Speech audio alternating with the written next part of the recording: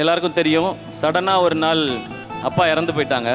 அப்பாவுடைய உடம்பை வந்து அந்த பாக்ஸில் வச்சுருக்கும்போது ஒரு மிட் நைட்டில் நான் முன்னாடி நின்றுட்டுருக்கேன். அப்போ அம்மா பக்கத்தில் நின்று அழுறாங்க. அப்போ அவங்க சொன்னது வந்து, எங்க இங்கே பாருங்கள், தம்பி நிற்கிறான், அவனுக்கு இனிமேல் யாருங்க இருக்கா, அவன் என்னங்க பண்ணுவான், நீங்கள் பாட்டுக்கு இப்படி விட்டுட்டு போயிட்டீங்களே, அவன் என்னங்க பண்ணுவான்னு சொல்லி கேட்டாங்க. அன்னைக்கு அது மைண்டில் ஸ்ட்ராங்காக நின்றுடுச்சு.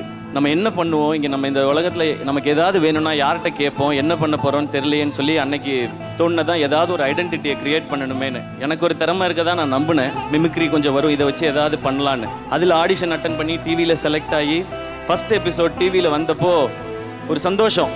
நம்மளை எல்லாரும் டிவியில் பார்த்துருப்பாங்களே அப்படின்னு சொல்லி நான் ஒரு மாலில் போய், சிட்டி சென்டர் மால் இருக்குங்க, அங்கே போய் உட்காந்துட்டு எவ்வளோ பேருக்கு என்ன தெரியுதுன்னு நான் செக் பண்ணிகிட்டே இருந்தேன். இவங்க என்ன பார்க்குறாங்களா, என்ன ரெக்கக்னைஸ் பண்ணுறாங்களா, என் முகம் தெரியுதா, என் பேரை சொல்லி கூப்பிடுறாங்களா அப்படின்னு சொல்லி. நிறைய பேருக்கு தெரியல, ஏன்னா ஒரு எபிசோடு தான் வந்திருக்கு, எல்லாரும் பார்த்துருக்குன்னு அவசியம் இல்லை. அப்போ 2 பசங்க வந்தாங்க. அண்ணா நீங்கள் வந்து நேற்று டிவியில் வந்தீங்கல்லண்ணா, சூப்பராக மிமிக்ரி பண்ணிங்கண்ணா, உங்கள் பேர் தெரிலண்ணா, ஆனால் சூப்பராக பண்ணிங்கண்ணான்னு கை கொடுத்தாங்க. அப்புறம் ஒரு பையன் வந்து ஆட்டோகிராஃப் வாங்கினான். அதில் எனக்கு எப்படி ஆட்டோகிராஃப் பண்ணணும்னு தெரியல, என் பேரே எழுதிட்டேன், சிவகார்த்திகேயன், ஏன்னா யாருக்கும் என் பேர் தெரியலன்னு சொல்லி. ஆனால் அன்றைக்கி நைட்டு வந்து ஒரு பயங்கரமான ஃபீல், லைஃப்பில் ஏதோ பெருசாக அச்சீவ் பண்ணிட்டோம், நம்மளை 3 பேருக்கு தெரியுது ஆட்டோகிராஃப் வாங்குறாங்கன்னு சொல்லி.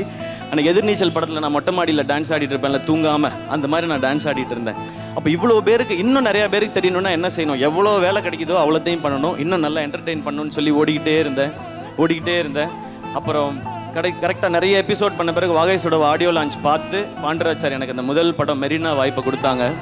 அந்த மெரினா படம் பார்க்கும்போது ஃபஸ்ட் டே ஸ்க்ரீனில் வரும்போது, இப்போ நமக்கு யாராவது நம்மளை பார்க்குறாங்களா, கை தட்டுறாங்களா, எல்லாருக்கும் தெரியுதா, கிளாப் பண்ணுவாங்களான்னு பார்த்துட்டே இருந்தேன். ஃபஸ்ட்டு ஃப்ரேமில் காட்டும்போதே தேட்டரில் எல்லாரும் கிளாப் பண்ணாங்க. அன்றைக்கி ரொம்ப எமோஷ்னல் ஆகிடுச்சு.